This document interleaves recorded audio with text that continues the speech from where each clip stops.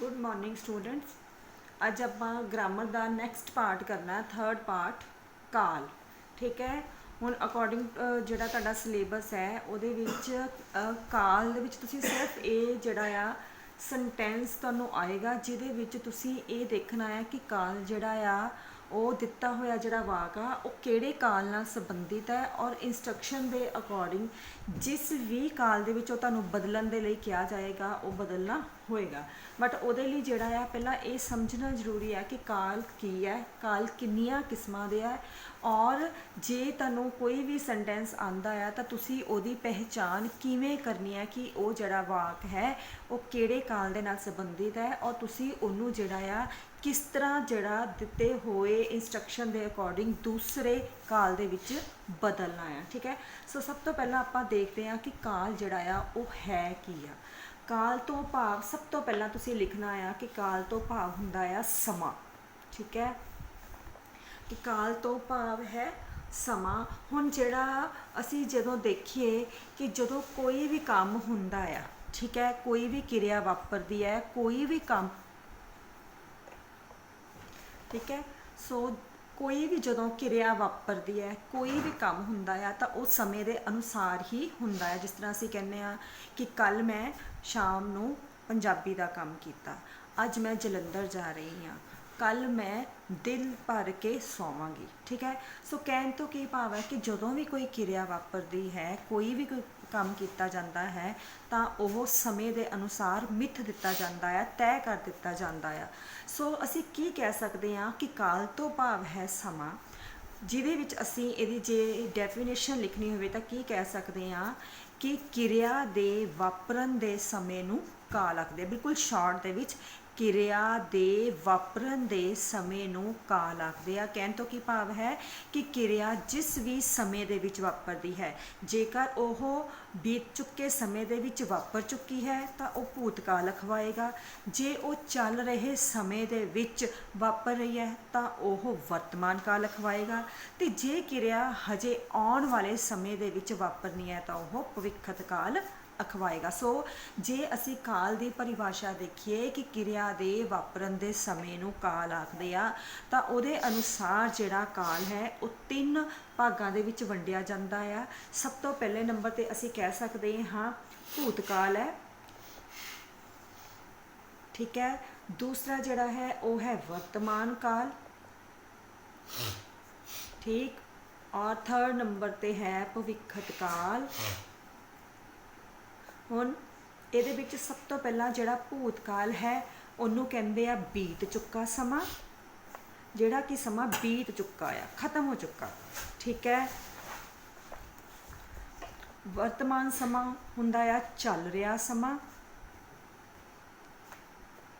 ठीक, और भविष्यत काल हुंदा है आउण वाला समा।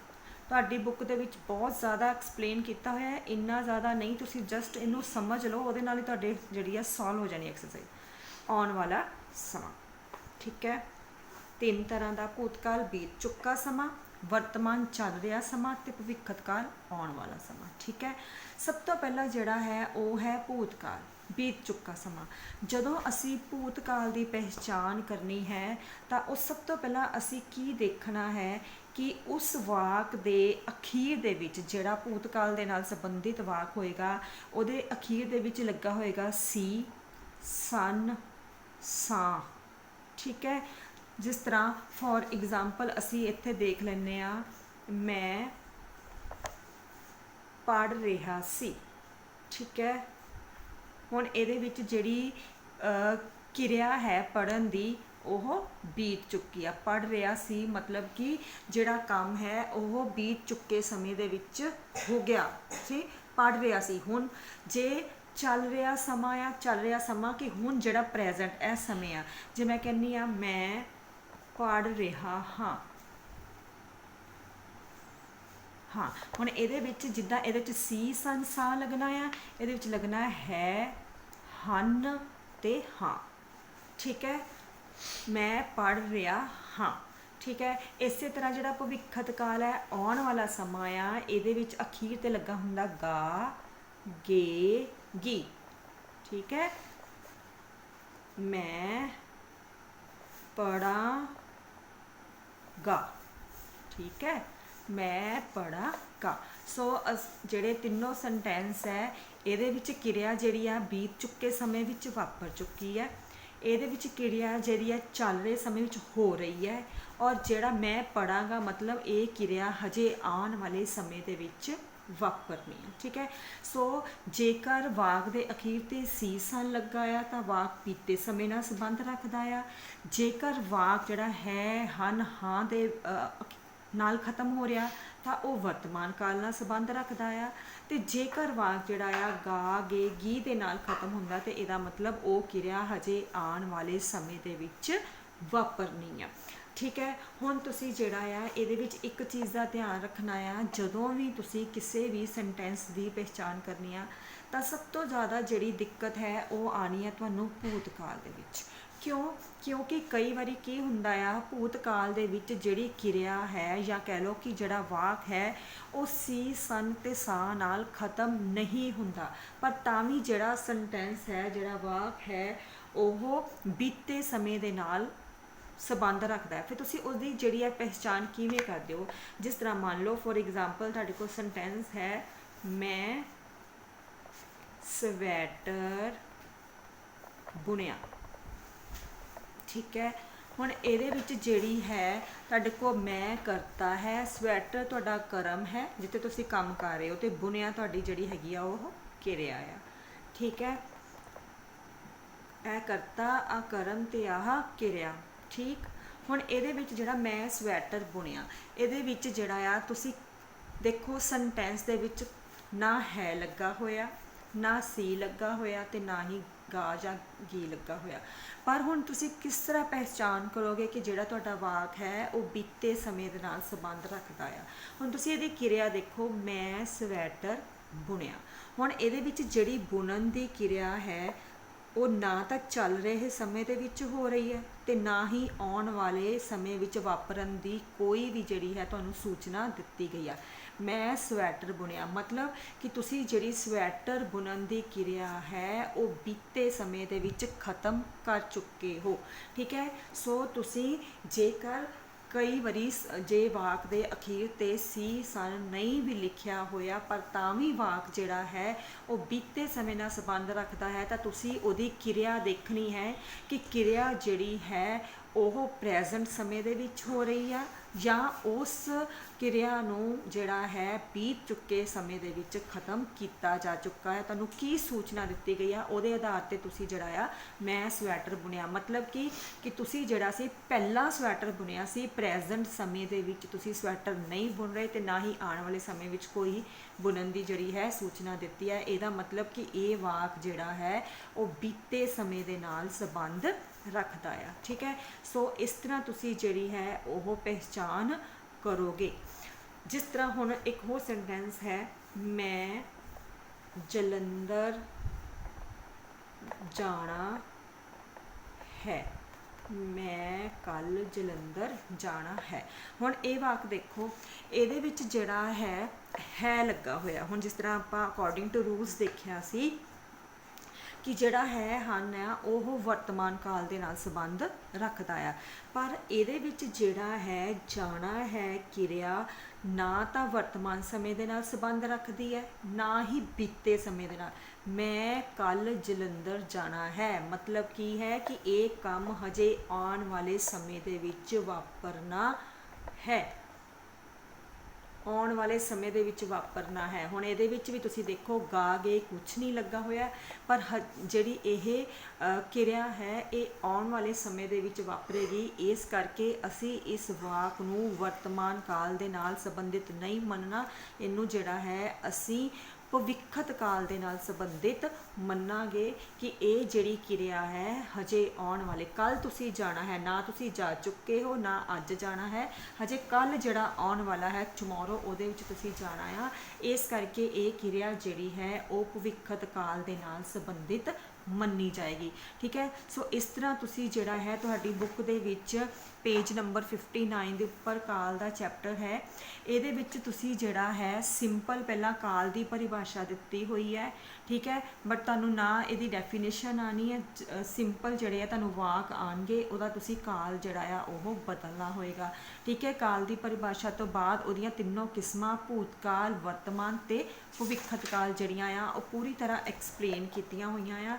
ਪਰ ਇਹਦੀਆਂ ਜਿਹੜੀਆਂ ਰਾਜੇ ਅੱਗੇ ਵੀ 4 ਕਿਸਮਾਂ ਆ, ਉਹਨੂੰ ਇੰਨਾ ਜ਼ਿਆਦਾ ਨਹੀਂ ਲੋੜ ਹੈਗੀ। ਸਿੰਪਲ ਜਿਹੜੀਆਂ ਤੁਸੀਂ ਭੂਤਕਾਲ ਹੈ, ਬੀਤ ਚੁੱਕੇ ਜਾਂ ਵਾਪਰ ਚੁੱਕੇ ਸਮੇਂ ਨੂੰ ਭੂਤਕਾਲ ਆਖਦੇ ਹਨ। ਠੀਕ ਹੈ, ਸੋ ਨਾਲ ਇਹਦੀਆਂ 3 ਐਗਜ਼ਾਮਪਲਸ ਵੀ ਹੈ, ਜਿਵੇਂ ਕੱਲ ਮੇਰੇ ਚਾਚਾ ਜੀ ਦਿੱਲੀ ਗਏ ਸਨ। ਠੀਕ ਹੈ, ਹੁਣ ਗਏ ਸਨ ਜਿਹੜਾ ਹੈ ਵਾਕ ਦੇ ਅਖੀਰ ਵਿੱਚ ਜਿਹੜੀ ਕਿਰਿਆ ਹੈ ਉਹ ਬੀਤ ਚੁੱਕੇ ਸਮੇਂ ਵਿੱਚ ਵਾਪਰ ਚੁੱਕੀ ਹੈ। ਇਸ ਚੌਂਕ ਵਿੱਚ ਹਾਦਸਾ ਹੋਇਆ ਸੀ, ਇਹ ਵੀ ਕਿਰਿਆ ਵਾਪਰ ਚੁੱਕੀ ਹੈ। ਸੋ ਇਹ ਜਿਹੜੇ ਵਾਕ ਹੈ ਉਹ ਕਾਹਦੇ ਨਾਲ ਸੰਬੰਧ ਰੱਖਦੇ ਆ? ਬੀਤ ਚੁੱਕੇ ਸਮੇਂ ਦੇ ਨਾਲ ਸੰਬੰਧ ਰੱਖਦੇ ਆ। ਸਿਰਫ ਸਿੰਪਲ ਜਿਹੜੀਆਂ ਆ ਉਹ ਸਮਝ ਲਓ, ਅੱਗੋਂ ਇੰਨੀ ਐਕਸਪਲੇਨੇਸ਼ਨ ਜਿਹੜੀ ਆ ਉਹ ਕਰਨ ਦੀ ਲੋੜ ਨਹੀਂ ਹੈ। ਠੀਕ ਹੈ, ਅੱਗੋਂ ਵਰਤਮਾਨ ਕਾਲ ਹੈ। ਹੁਣ ਜਾਂ ਅਜੋਕੇ ਹੁੰਦਾ ਚੱਲ ਰਿਹਾ ਸਮਾਂ ਜਿਹੜਾ ਆ, ਅਜੋਕੇ ਸਮੇਂ ਨੂੰ ਵਰਤਮਾਨ ਕਾਲ ਆਖਦੇ ਆ। ਮੈਂ ਸਵੇਰੇ ਜਲਦੀ ਉੱਠਦੀ ਹਾਂ, ਮਤਲਬ ਤੁਸੀਂ ਰੋਜ਼ ਜਿਹੜੇ ਆ ਸਵੇਰੇ ਜਲਦੀ ਉੱਠਦੇ ਆ। ਠੀਕ, ਪਿਤਾ ਜੀ ਹਰ ਰੋਜ਼ ਸੈਰ ਕਰਨ ਜਾਂਦੇ ਹਨ। ਮੇਰੀ ਭੈਣ ਮੈਨੂੰ ਪਿਆਰ ਕਰਦੀ ਹੈ। ਸੋ ਇਹ ਤਿੰਨੋਂ ਜਿਹੜੀਆਂ ਕਿਰਿਆਵਾਂ ਆ ਇਹ ਪ੍ਰੈਜ਼ੈਂਟ ਸਮੇਂ ਵਿੱਚ ਵਾਪਰਦੀਆਂ, ਚੱਲ ਰਹੇ ਸਮੇਂ ਵਿੱਚ। ਇਸ ਕਰਕੇ ਜਿਹੜੇ ਇਹ ਵਾਕ ਹੈ ਉਹ ਵਰਤਮਾਨ ਕਾਲ ਦੇ ਨਾਲ ਸੰਬੰਧਿਤ ਹਨ। ਔਰ ਲਾਸਟ ਜਿਹੜੀ ਹੈ ਤੁਹਾਡੀ ਹੈ ਭਵਿੱਖਤ ਕਾਲ। ਠੀਕ ਹੈ, ਭਵਿੱਖਤ ਕਾਲ ਵੀ ਦੱਸੀ ਹੋਈ ਹੈ, ਆਉਣ ਵਾਲੇ ਸਮੇਂ ਨੂੰ ਜਾਂ ਜੋ ਅਜੇ ਵਾਪਰਨਾ ਹੈ, ਮਤਲਬ ਅਜੇ ਵਾਪਰਨਾ ਮਤਲਬ ਨਾ ਉਹ ਕਿਰਿਆ ਹੋ ਚੁੱਕੀ ਹੈ ਤੇ ਨਾ ਹੀ ਉਹ ਬੀਤ ਚੁੱਕੇ ਸਮੇਂ ਦੇ ਵਿੱਚ ਖਤਮ ਹੈ, ਨਾ ਚੱਲ ਰਹੀ ਹੈ, ਆਉਣ ਵਾਲੇ ਸਮੇਂ ਦੇ ਵਿੱਚ ਵਾਪਰਨੀ ਹੈ। ਠੀਕ ਹੈ, ਮੈਂ ਕੱਲ ਦਿੱਲੀ ਜਾਵਾਂਗੀ, 10ਵੀਂ ਦੇ ਇਮਤਿਹਾਨ ਮਾਰਚ ਵਿੱਚ ਹੋਣਗੇ। ਸੋ ਇਹ ਦੋਨੋਂ ਹੀ ਕਿਰਿਆਵਾਂ ਜਿਹੜੀਆਂ ਆ ਹਜੇ ਆਉਣ ਵਾਲੇ ਸਮੇਂ ਦੇ ਵਿੱਚ ਵਾਪਰਨੀਆਂ। ਸੋ ਇਹਨੂੰ ਜਿਹੜਾ ਆ ਸਿੰਪਲ ਤੁਸੀਂ ਰੀਡਿੰਗ ਕਰਨੀ ਹੈ, ਉਹਦੇ ਅਕੋਰਡਿੰਗ ਤੁਸੀਂ ਦੇਖੋ ਜਰਾ, ਤੁਹਾਨੂੰ ਐਗਜ਼ਾਮਪਲ ਸਮਝਾ ਦਿੰਦੀ ਹਾਂ ਕਿੱਦਾਂ ਚੇਂਜ ਕਰਨਾ ਹੈ ਇਹਨਾਂ ਨੂੰ। ਇਸ ਤਰ੍ਹਾਂ ਹੀ ਤੁਹਾਨੂੰ ਪੇਪਰ ਦੇ ਵਿੱਚ ਵੀ ਵਾਕ ਆਣੇ ਬਣੇ ਹੋਏ। ਹੇਠਾਂ ਲਿਖੇ ਵਾਕਾਂ ਨੂੰ ਵਰਤਮਾਨ ਕਾਲ ਵਿੱਚ ਬਦਲ ਕੇ ਦੁਬਾਰਾ ਲਿਖੋ। ਜਿਸ ਤਰ੍ਹਾਂ ਹੁਣ ਦੇਖੋ, ਮੈਂ ਜਲੰਧਰ ਗਿਆ, ਉੱਥੇ ਰਾਮ ਨੂੰ ਮਿਲਿਆ। ਹੁਣ ਤੁਸੀਂ ਦੇਖੋ ਇਹ ਦੋਨੋਂ ਵਾਕ ਜਿਹੜੇ ਆ ਉਹ ਭੂਤਕਾਲ ਦੇ ਨਾਲ ਸੰਬੰਧਿਤ ਆ। ਮੈਂ ਜਲੰਧਰ ਗਿਆ ਮਤਲਬ ਜਲੰਧਰ ਜਾਣ ਦੀ ਕਿਰਿਆ ਜਿਹੜੀ ਆ ਤੁਹਾਡੀ ਹੋ ਚੁੱਕੀ ਆ। ਉੱਥੇ ਰਾਮ ਨੂੰ ਮਿਲਿਆ ਕਿ ਜਦੋਂ ਤੁਸੀਂ ਜਲੰਧਰ ਗਏ ਸੀ ਉਦੋਂ ਤੁਸੀਂ ਰਾਮ ਨੂੰ ਮਿਲੇ ਸੀ। ਠੀਕ ਹੈ, ਇਹ ਸਾਰਾ ਵਾਕ ਜਿਹੜਾ ਹੈ ਉਹ ਬੀਤ ਚੁੱਕੇ ਸਮੇਂ ਨਾਲ ਸੰਬੰਧ ਰੱਖਦਾ ਆ, ਇਸ ਕਰਕੇ ਭੂਤਕਾਲ ਆ। ਪਰ ਤੁਸੀਂ ਇਹਨੂੰ ਬਦਲਣਾ ਕਾਹਦੇ ਵਿੱਚ ਹੈ? ਵਰਤਮਾਨ। ਮੈਂ ਜਲੰਧਰ ਗਿਆ ਦਾ ਕੀ ਬਣੂਗਾ? ਮੈਂ ਜਲੰਧਰ ਜਾਣਾ ਹੈ, ਉੱਥੇ ਰਾਮ ਨੂੰ ਮਿਲਣਾ ਹੈ। ਠੀਕ, ਜਾਂ ਤੁਸੀਂ ਇਹਨੂੰ ਇੱਦਾਂ ਵੀ ਚੇਂਜ ਕਰ ਸਕਦੇ ਹੋ, ਮੈਂ ਜਲੰਧਰ ਜਾ ਰਿਹਾ ਹਾਂ, ਉੱਥੇ ਰਾਮ ਨੂੰ ਮਿਲਣਾ ਹੈ। ਠੀਕ, ਮਾਲੀ ਬੂਟਿਆਂ ਨੂੰ ਪਾਣੀ ਦੇ ਰਿਹਾ ਸੀ, ਇਹਦੀ ਜਗ੍ਹਾ ਕੀ ਬਣ ਜਾਊਗਾ? ਮਾਲੀ ਬੂਟਿਆਂ ਨੂੰ ਪਾਣੀ ਦੇ ਰਿਹਾ ਹੈ। ਮੋਹਨ ਦੀ ਘਰਵਾਲੀ ਬਹੁਤ ਸੁੰਦਰ ਸੀ, ਮੋਹਨ ਦੀ ਘਰਵਾਲੀ ਬਹੁਤ ਸੁੰਦਰ ਹੈ। ਪ੍ਰਧਾਨ ਮੰਤਰੀ ਨੇ ਬਹੁਤ ਅਸਰਦਾਇਕ ਭਾਸ਼ਣ ਦਿੱਤਾ। ਇੱਥੇ ਹੁਣ ਦਿੱਤਾ, ਭਾਸ਼ਣ ਦਿੱਤਾ ਮਤਲਬ ਭਾਸ਼ਣ ਦੇਣ ਦੀ ਕਿਰਿਆ ਜਿਹੜੀ ਹੈ ਉਹ ਬੀਤ ਚੁੱਕੇ ਸਮੇਂ ਵਿੱਚ ਹੋ ਚੁੱਕੀ ਹੈ। ਤੁਸੀਂ ਇਹਨੂੰ ਵਰਤਮਾਨ ਕਾਲ ਵਿੱਚ ਬਦਲਣਾ ਆ। ਪਰ ਪ੍ਰਧਾਨ ਮੰਤਰੀ ਦੇ ਬਹੁਤ ਅਸਰਦਾਇਕ ਭਾਸ਼ਣ ਦਿੱਤਾ ਦੀ ਜਗ੍ਹਾ ਪ੍ਰਧਾਨ ਮੰਤਰੀ ਬਹੁਤ ਅਸਰਦਾਇਕ ਭਾਸ਼ਣ ਦੇ ਰਹੇ ਹਨ, ਵਿੱਚੋਂ ਨੇ ਕੱਟਿਆ ਜਾਣਾ ਆ। ਪ੍ਰਧਾਨ ਮੰਤਰੀ ਬਹੁਤ ਅਸਰਦਾਇਕ ਭਾਸ਼ਣ ਦੇ ਰਹੇ ਹਨ।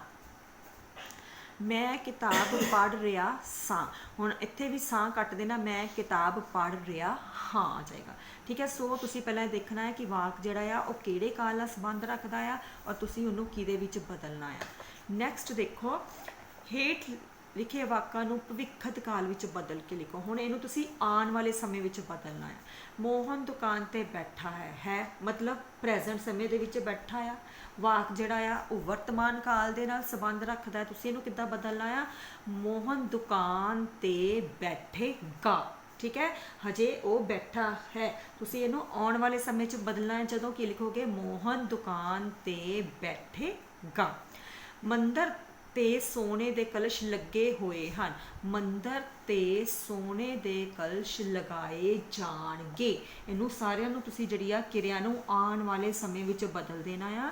ਮੰਦਰ ਤੇ ਸੋਨੇ ਦੇ ਕਲਸ਼ ਲੱਗੇ ਹੋਏ ਹਨ ਦੀ ਜਗ੍ਹਾ ਲਗਾਏ ਜਾਣਗੇ। ਭਾਰਤ ਸੋਨੇ ਦੀ ਚਿੜੀ ਹੁੰਦਾ ਸੀ, ਭਾਰਤ ਸੋਨੇ ਦੀ ਚਿੜੀ ਹੋਵੇਗਾ। ਮੋਹਨ ਮੈਚ ਵੇਖ ਰਿਹਾ ਹੈ, ਮੋਹਨ ਮੈਚ ਵੇਖੇਗਾ। ਸੜਕ ਤੇ ਬੱਸਾਂ, ਕਾਰਾਂ, ਗੱਡੀਆਂ ਤੇ ਸਕੂਟਰ ਜਾ ਰਹੇ ਹਨ।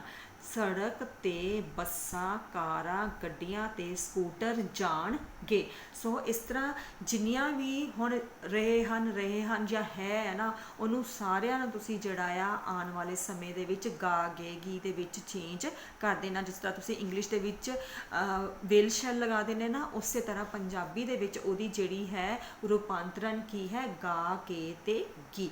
ਮੋਹਨ ਮੈਚ ਵੇਖੇਗਾ, ਭਾਰਤ ਸੋਨੇ ਦੀ ਚਿੜੀ ਹੁੰਦਾ ਸੀ, ਭਾਰਤ ਸੋਨੇ ਦੀ ਚਿੜੀ ਹੋਵੇਗਾ। ਠੀਕ ਹੈ, ਇਸ ਤਰ੍ਹਾਂ ਨੂੰ ਚੇਂਜ ਕਰੋਗੇ। ਅੱਗੇ ਦੇਖੋ, ਹੇਠ ਲਿਖੇ ਵਾਕਾਂ ਨੂੰ ਭੂਤਕਾਲ ਵਿੱਚ ਬਦਲ ਕੇ ਦੁਬਾਰਾ ਲਿਖੋ। ਭੂਤਕਾਲ ਮਤਲਬ ਕਿ ਹੁਣ ਜਿਹੜੀਆਂ ਤੁਹਾਨੂੰ ਵਾਕ ਹੈ ਉਹਨੂੰ ਤੁਸੀਂ ਬੀਤੇ ਹੋਏ ਸਮੇਂ ਦੇ ਵਿੱਚ ਬਦਲਣਾ ਹੈ। ਪਹਿਲਾਂ ਦੇਖੋ, ਇਹ ਰਾਮ ਦੇ ਪਾਪਾ ਦੀ ਦੁਕਾਨ ਹੈ, ਮਤਲਬ ਕੀ ਹੈ ਕਿ ਇਹ ਜਿਹੜਾ ਸੈਂਟੈਂਸ ਹੈ ਕਿ ਦੁਕਾਨ ਹੈ ਮਤਲਬ ਹੁਣ ਹੈ, ਵਰਤਮਾਨ ਕਾਲ ਹੈ। ਤੁਸੀਂ ਇਹਨੂੰ ਕਾਹਦੇ ਵਿੱਚ ਬਦਲਣਾ ਹੈ, ਭੂਤਕਾਲ ਦੇ ਵਿੱਚ। ਇਹ ਰਾਮ ਦੇ ਪਾਪਾ ਦੀ ਦੁਕਾਨ ਹੈ ਦੀ ਜਗ੍ਹਾ ਕੀ ਬਣ ਜਾਊਗਾ, ਦੁਕਾਨ ਸੀ। ਕੁੜੀਆਂ ਹਾਕੀ ਖੇਡ ਰਹੀਆਂ ਹੋਣਗੀਆਂ, ਕੁੜੀਆਂ ਹਾਕੀ ਖੇਡ ਰਹੀਆਂ ਹੋਣਗੀਆਂ ਦੀ ਜਗ੍ਹਾ ਕੀ ਬਣ ਜਾਣਾ, ਕੁੜੀਆਂ ਨੇ ਹਾਕੀ ਖੇਡੀ।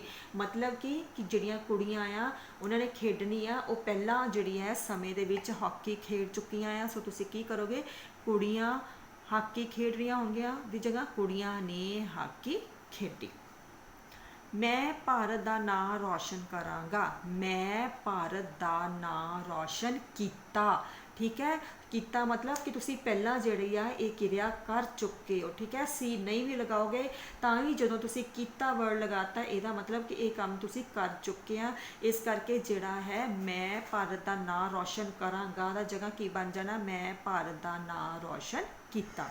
ਸੁਰਜੀਤ ਚੰਗੇ ਨੰਬਰਾਂ ਨਾਲ ਪਾਸ ਹੋਵੇਗਾ, ਮਤਲਬ ਹਜੇ ਹੋਵੇਗਾ। ਤੁਸੀਂ ਇਹਨੂੰ ਭੂਤਕਾਲ 'ਚ ਕਿੱਦਾਂ ਚੇਂਜ ਕਰਨਾ, ਸੁਰਜੀਤ ਚੰਗੇ ਨੰਬਰਾਂ ਨਾਲ ਪਾਸ ਹੋਇਆ, ਹੋਵੇਗਾ ਦੀ ਜਗ੍ਹਾ ਕੀ ਬਣ ਜਾਣਾ, ਹੋਇਆ।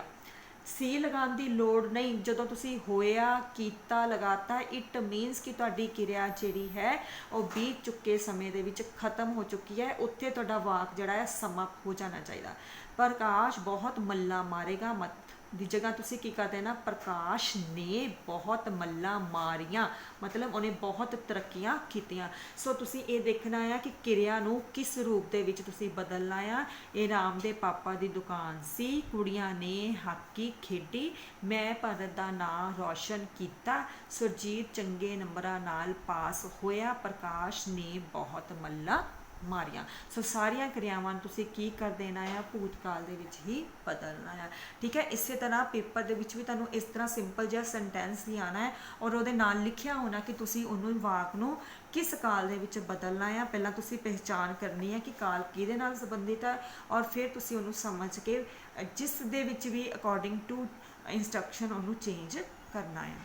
ਠੀਕ ਹੈ, ਓਕੇ। ਇਸ ਤਰ੍ਹਾਂ ਜਿਹੜਾ ਆ ਤੁਸੀਂ ਇੱਕ ਵਾਰੀ ਜਿਹੜਾ ਚੈਪਟਰ ਆ ਕਾਲ ਦਾ ਪੜ੍ਹ ਲਈਓ ਔਰ ਜਦੋਂ ਤੁਸੀਂ ਪੜ੍ਹੋਗੇ ਇਹਦੇ ਰੂਲਸ ਦੇਖੋਗੇ ਤਾਂ ਤੁਹਾਨੂੰ ਆਟੋਮੈਟਿਕਲੀ ਜਿਹੜੀ ਆ ਸਮਝ ਆ ਜਾਣੀ ਆ ਕਿ ਦੂਸਰੀ ਜਿਹੜਾ ਹੈ ਕਾਲ ਨੂੰ ਕਿਸ ਤਰ੍ਹਾਂ ਪਹਿਚਾਨਣਾ ਆ ਸੈਂਟੈਂਸ ਨੂੰ ਔਰ ਕਿਸ ਤਰ੍ਹਾਂ ਉਹਨੂੰ ਬਦਲਣਾ ਆ। ਬਹੁਤ ਜ਼ਿਆਦਾ ਜਿਹੜਾ ਔਖਾ ਨਹੀਂ, ਸੌਖਾ ਜਿਹਾ ਸੈਂਟੈਂਸ ਆਉਂਦਾ ਹੁੰਦਾ ਆ।